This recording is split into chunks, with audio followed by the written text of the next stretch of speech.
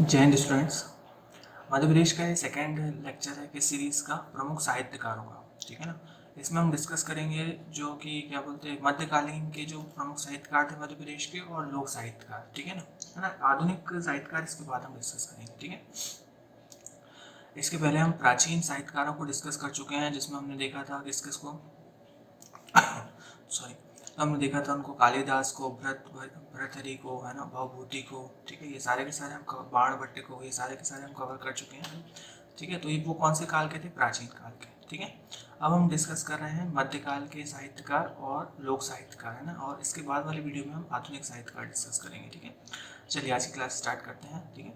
तो हमारी जो सेकेंड क्लास है इस सीरीज़ की, वह है मध्य प्रदेश के प्रमुख साहित्यकार भाग 2। ठीक है ना। चलिए पहले साहित्यकार देखते हैं। पहले साहित्यकार है आपके पास कौन? केशव दास। ठीक है। कौन है? केशव दास। ठीक है। देखिए इनका जन्म काल क्या था, तो ये देखिए लिखा हुआ है 1555, और मृत्यु कब हुई इनकी? 1617। ठीक है। इनके पिता का नाम था क्या? पंडित काशीनाथ मिश्रा। ठीक है ना। कहीं कहीं मिश्र भी लिखने देखने को मिलता है। ठीक है। तो इनके पिताजी का नाम क्या था? पंडित काशीनाथ मिश्र। ठीक है। इनका जन्म स्थान क्या है? ओरछा। इनका जन्म स्थान क्या है? ओरछा। ठीक है ना। इनकी जो रचनाएं हैं ना, ये जो है ना, रीतिकाल के, मतलब रीतिकाल के प्रथम आचार्य और कवि माने जाते हैं। ठीक है। प्रथम, वैसे इन मतलब केशव दास और चिंतामणि में लेकर ये विवाद है कि कौन प्रथम था। ठीक है ना। तो ये रीतिकाल का स्टार्टिंग। अब रीतिकाल क्या होता है? ठीक है। तो देखिए जो रीतिकाल है इसमें रसों का, है ना, जिसमें कि सबसे इम्पोर्टेंट कौन सा रस? श्रृंगार रस। ठीक है ना। और वीर रस यहाँ पर देखने को मिलता है। ठीक है। उसके बाद क्या? उसके बाद नायिका भेद। नायिका भेद। ठीक है। उसके बाद ही इसमें देखने को मिलता है अलंकारिकता। ठीक है ना। तो ये रीतिकाल का इम्पोर्टेंट है, जिसमें रीतिकाल में जैसे वीर रस में, और वीर रस, श्रृंगार रस। ठीक है ना। क्योंकि क्या होता था कि इस समय के जो कवि थे इनको राजाओं ने क्या दिया था? आशय दिया था। बहुत से राजाओं क्या क्या मिला था? इन्हें आशय मिला था। तो उनको लेकर ये श्रृंगार रस, नायिका भेद, और उन्हें उन्हीं को लेकर वीर रस, है ना। ठीक है। जैसे शिवाजी, है ना, 76 साल, है ना, इन्हीं को लेकर क्या बोलते थे? ये वीर रस बोलते थे। ठीक है ना। तो रीतिकाल के प्रथम कवि कहते हैं कि नहीं, केशव दास को, लेकिन जो विवाद वाली स्थिति है मैंने आपको बता दी। ठीक है ना। इनकी जो इम्पोर्टेंट रचना है वो है रामचंद्रिका। ठीक है। रामचंद्रिका इम्पोर्टेंट है। रसिका प्रिय, वीर सिंह चरित्र, कवि प्रिय, विज्ञान गीत, रतन बावनी, जहांगीर जस चंद्रिका, नसिक छंदमाला। ठीक है। ये इंपॉर्टेंट रचना है किसकी? केशव दास की, है ना। क्योंकि आपको साहित्य के नाम थोड़े से पता होना चाहिए, इसे आप देखते रहिए और इन्हें हल्का हल्का रिवाइज करते रहिए। ठीक है ना। क्योंकि इनके जो साहित्य है, इनके द्वारा जो रचित साहित्य है वो मोस्ट इम्पॉर्टेंट है ना। इनकी जो शैली थी ना, वो वक्रतापूर्ण थी, मतलब कर्व थी, बहुत घुमावदार शैली थी। ठीक है ना। तो इनकी भाषा शैली देखिए, इनकी भाषा शैली बुंदेली मिश्रित ब्रज भाषा का प्रयोग करते थे। ठीक है ना। संवाद शैली, छंदों की अधिकता और मजबूत कला पक्ष था, है ना। इनका जो भाव पक्ष था वो क्या था? कमजोर था। भाव पक्ष जो था इनका क्या था? कमजोर था। लेकिन कौन सा पक्ष मजबूत था? कला पक्ष। ठीक है ना। तो देख लीजिए, अगर एग्जाम में कोई क्वेश्चन आता है तो जन्म काल, मृत्यु काल हमें इनका पता है। ठीक है ना। पिता का नाम पता है, ये एग्जाम में नहीं पूछा जाएगा, है ना। जन्म स्थान पूछा जा सकता है। ठीक है ना। और उनके द्वारा रचना, जैसे रामचंद्र का, ठीक है ना, इसमें राम कथा का वर्णन है। ठीक है। रसिका प्रिय, वीर सिंह चरित्र, कवि प्रिय। ये थोड़ा सा आप क्या, रचनाओं को थोड़ा देख लीजिएगा, ये याद करनी है आपको, पता होनी चाहिए। ठीक है। रचनाओं के नाम, है ना। अगर आप रचना का नाम मेंशन करते हैं उनके बारे में लिखते हुए, तो वो थोड़ा सा नंबर वहाँ से क्या हो जाते हैं? थोड़े बढ़ जाते हैं। भाषा शैली देखिए, भाषा शैली में हमने देखा बुंदेली मिश्रित ब्रज भाषा का इन्होंने प्रयोग किया है। इनका कौन सा पक्ष मजबूत था? तो कला पक्ष मजबूत था, और भाव पक्ष जो था वो क्या था? कमजोर था। ठीक है ना। तो ये इंपॉर्टेंट है। और रीतिकाल के बारे में देख लिया हमने कि रीतिकाल में श्रृंगार रस, नायिका भेद, अलंकारिता, ठीक है ना, वीर रस, है ना। तो ये प्रथम कवि और आचार्य माने जाते हैं। ठीक है। लेकिन इनको लेकर और चिंतामणि जो कवि हैं उनको लेकर मतभेद है कि क्या बोलते हैं, ये प्रथम है कि वो प्रथम है। ठीक है ना। और प्रसिद्ध हिंदी कवि बिहारी इनके पुत्र रहते हैं, किसके? केशव दास जी के। ठीक है। चलिए नेक्स्ट है हमारे पास पद्माकर जी। नेक्स्ट हमारे पास पद्माकर जी। ठीक है। इनका जन्म काल 1753, है ना। इनके जन्म को लेकर भी विवाद है ना, कि सागर में हुआ था कि बांदा उत्तर प्रदेश में हुआ था। ठीक है ना। तो देखिए 1753 ईस्वी, 1833 ईस्वी, मृत्यु कहाँ हो गई थी इनकी? कानपुर में। पिता का नाम क्या है? मोहनलाल भट्ट। पिता का नाम क्या है इनके? मोहनलाल भट्ट। जन्म स्थान क्या है? तो विवादास्पद है। विश्वनाथ मिश्र कहते हैं कहाँ? सागर के। और आचार्य रामचंद्र शुक्ल कहते हैं कहाँ के थे? ये बांदा के थे। ठीक है, अब सागर मध्य प्रदेश वाली बात आ गई तो हम इनके रीड करना इंपॉर्टेंट है ना। तो इनके द्वारा लिखी गई जो ये रचनाएं हैं मोस्ट इम्पोर्टेंट है, ठीक है ना। पद्म मारण, हिम्मत बहादुर विरुदावली, प्रताप सिंह विरुदावली, जय सिंह विरुदावली, प्रमोद पचासा, राम रसायन, गंगा लहरी, अलीजा प्रकाश, जगत विनोद, राम, ये रिपीट हो गया, राम रसायन, प्रमोद पचासा रिपीट हो गया, ठीक है ना। कली 25, ठीक है ना। ये मोस्ट इंपॉर्टेंट है, इनकी जो रचना है ये मोस्ट इंपॉर्टेंट है। भाषा शैली क्या थी? तो इनकी भाषा शैली भी बुंदेली मिश्रित ब्रज भाषा का प्रयोग करते हैं, ठीक है। पद्माकर भी रीतिकाल के प्रमुख साहित्यकारों में से एक है, मोस्ट इंपॉर्टेंट है। पद्माकर कौन से? रीतिकाल के, ठीक है। तो देखिए इसमें कौन सी भाषा थी? तो बुंदेली मिश्रित ब्रज भाषा का प्रयोग किया गया है। इन्होंने अलंकार एवं रस निरूपण संयुक्त लक्षण शैली का भी किसका प्रयोग किया है, ठीक है ना। तो ये इंपॉर्टेंट है, इनकी रचनाएं इंपॉर्टेंट है, इनकी रचनाएं आप याद रखिए। और रीतिकाल की एक प्रमुख साहित्यकार थे, कौन से? पद्माकर, ठीक है ना।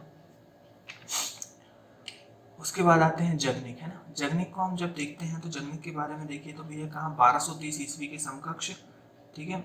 और इनकी रचना क्या है? आलाखंड, आलाखंड, है ना। इसका नाम है एक, इसका नाम लिख दे रहा हूँ मैं, परमाल रासो। इसका एक नाम ये भी देखने को मिलता है, ठीक है ना, आलाखंड, ठीक है ना। जो चंदेल के राजा थे, कालिंजर चंदेल के राजा परमाल चंदेल, मैंने क्या दिया था? संरक्षण दिया था, ठीक है ना। कौन सी रचना की थी इनने? आलाखंड लिखा था। आलाखंड आपको पता होना चाहिए, एक दो व्यक्ति हैं, आला उदल, है ना। इनकी कहानी बहुत प्रसिद्ध है ना, आपने मैयर देखा होगा, मैयर के बारे में सुना होगा। तो मैयर से रिलेटेड है कौन? आपके आला उदल, ठीक है ना। कहते हैं आज भी वहाँ पर सुबह मंदिर अपने आप खुल जाते हैं, वहाँ अपने आप फूल चढ़ा जाते हैं, ठीक है ना। ये कहानियाँ हैं। तो इनकी जो वीर गाथाएं हैं ना, वीर गाथाएं, इसका ही इसमें क्या किया गया है? चित्रण किया गया है कि इसमें आलाखंड में। इसका एक नाम क्या है? परमाल रासो, ठीक है ना। कालिंजर राजा कौन से? परमाल चंदेल के यहाँ क्या ये रहते थे, ठीक है ना। अब इनकी जब भाषा शैली की बात करते हैं तो जगनिक ने भी बुंदेली भाषा की उपबोली पन्नाफरी का प्रयोग करते हुए शैली में गीतात्मक काव्यों की रचना की है। कैसे? तो गीतात्मक काव्यों की रचना की। ये भाषा क्या थी इनकी? बुंदेली भाषा, ठीक है ना। ये अभी भी मध्य प्रदेश में गाया जाता है, आला गाना, उदल गाना, ये मध्य प्रदेश में होता है, ठीक है ना। तो ये कौन थे? जगनिक, है ना। उसके बाद आते हैं घाघ, है ना। जो घाघ है ये महान कृषि पंडित है, ये कहते हैं महान कृषि पंडित है, ठीक है ना। इनका जो जन्म है वो कब? 1753, और डेथ कब हो गई थी? 1845, ठीक है ना। इनकी इंपॉर्टेंट रचना है घाघ भंडूरी की कहावतें, ये मोस्ट इंपॉर्टेंट है, ठीक है। घाघ इसमें बहुत ज़्यादा इंपॉर्टेंट है, ठीक है ना। कहते हैं कि जो घाघ थे ये अकबर के समकालीन थे। किसके समकालीन थे? अकबर के समकालीन थे। और उन्होंने, अकबर ने उपाधि भी दी थी किसकी? चौधरी की। चौधरी की क्या करी थी? उपाधि दी थी, नहीं मार्कर अभी सही से जमता नहीं है, इसे लिख देता हूँ एक बार। किसकी उपाधि दी थी? चौधरी की, ठीक है ना। इसके समकालीन थे? अकबर के समकालीन थे, है ना। तो देखिए घाघ की कहावतें कृषि मौसम की जानकारी से परिपूर्ण थी। कौन से प्रसिद्ध पंडित थे? कृषि पंडित। तो समझ में आ रहा है कि किससे रिलेटेड रहेंगी? कृषि और मौसम की जानकारी से परिपूर्ण थी। किस भाषा का प्रयोग किया है? तो खड़ी बोली का प्रयोग किया, ठीक है ना। हम जो बात करते हैं खड़ी बोली का प्रयोग करते हैं ना, तो घाघ हिंदी की खड़ी बोली का प्रयोग करते हुए सूक्ति शैली में कहावतें कहते थे, ठीक है ना। ये भी इम्पोर्टेंट है। ये सारे के सारे क्या हैं? आपके मध्यकालीन के साहित्यकार हैं, ठीक है ना।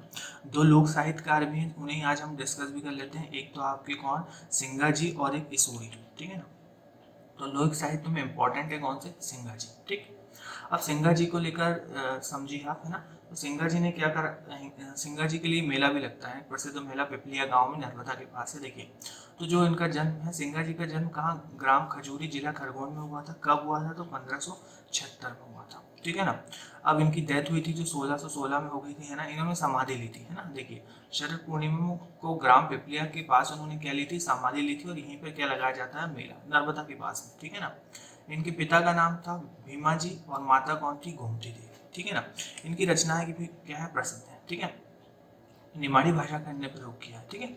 देखिए सिंघा जी की रचनाएं बातचीत परंपरा में प्राप्त होती हैं। कहा जाता है कि उन्होंने 1100 रचनाएं भजनों अतिरिक्त उनका साहित्य प्राय प्रकाश में आ चुका था। तदनुसार उनकी रचनाएं जो है देखो, साखी भजन, उपदेश, आत्मध्यान, दोष बोध, ये इनकी जो क्या है रचना है, ठीक है ना। सिंघा जी की काव्य भाषा क्या थी, तो वो थी निमाड़ी, है ना, इसे थोड़ा ध्यान रखना, ठीक है। भजनों की भाषा में खड़ी बोली का जबरदस्त प्रयोग करते थे, खड़ी बोली का, ठीक।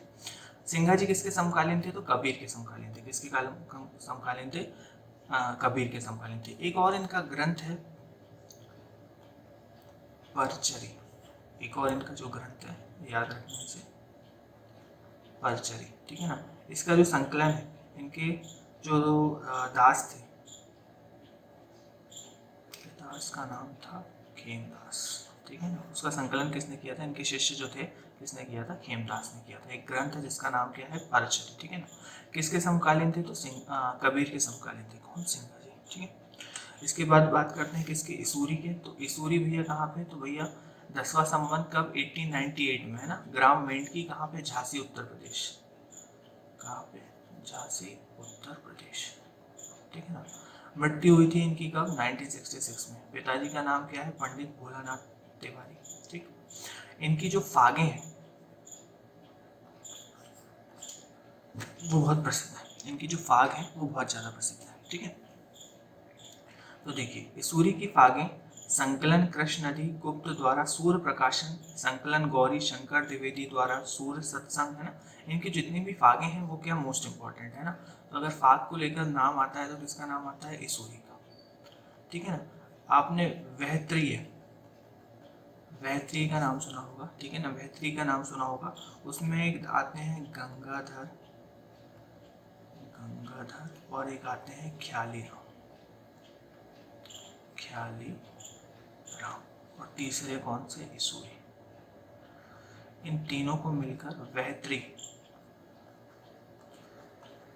कहा जाता है, ठीक है ना। गंगाधर, ख्याली, ख्याली राम और इसूरी, ये तीनों मिलकर, ठीक है ना।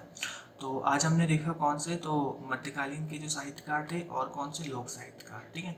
इन्हें आप रीड कर लीजिए। इसके कल कल जो मैंने वीडियो डाला था उसमें प्राचीन काल के साहित्यकार थे, ठीक है ना। अब बचे हैं आपके आधुनिक, है ना। तो ये अपना कवर हो जाएगा क्या, कि प्राचीन से लेकर आधुनिक तक के क्या साहित्यकार और उनके इम्पोर्टेंट साहित्य, ये एग्जाम में पूछे जाएंगे, ठीक है। चलिए नेक्स्ट क्लास में मिलते हैं, थैंक यू।